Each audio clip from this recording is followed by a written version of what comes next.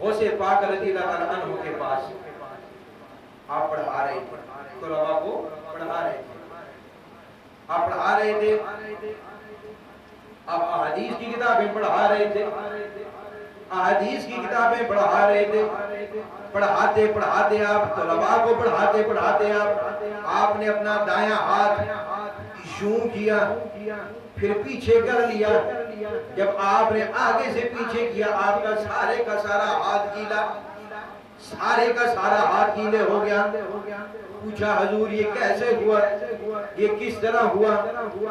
آپ نے کیا فرماتے ہیں وہ بزرگ کہ خاصوں کی بات عاموں کے آگے نہیں کی جاتی۔ آپ نے فرمایا پڑھو، اپنا پڑھو، لیکن انہوں نے پوچھا کہ یہ کو ہضم نہ ہوتا جب تک وہ پوچھنا نہیں، جب تک وہ سوچنا نہیں اس طرح کہ کیسے ہوا ہے، لیکن آپ نے خاموش فرمایا اپنا پڑھو۔ تھوڑی دیر بعد جب سبق پورا ہونے والا ہو گیا، کچھ لوگ آئے، نعرے لگانے شروع کر دیے، نعرے غوثیہ لگانا شروع کر دیا، غوث پاک کے نعرے لگانے شروع کر دیے، یا غوث کے نعرے لگانے شروع کر دیے، غوث اعظم کے نعرے لگانے شروع کر دیے۔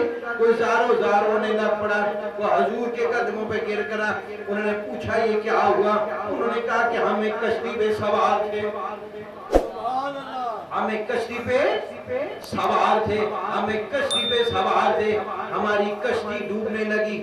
ایک میرے میں سے ایک غوث پاک کا مرید تھا، اس نے آواز ماری یا شیخ عبدالقادر جیلانی مدد فرمائیے گا، ہم ڈوبنے لگے ہیں۔ فرمایا ہے کہ میرے شیخ کا بازو نمودار ہو گیا۔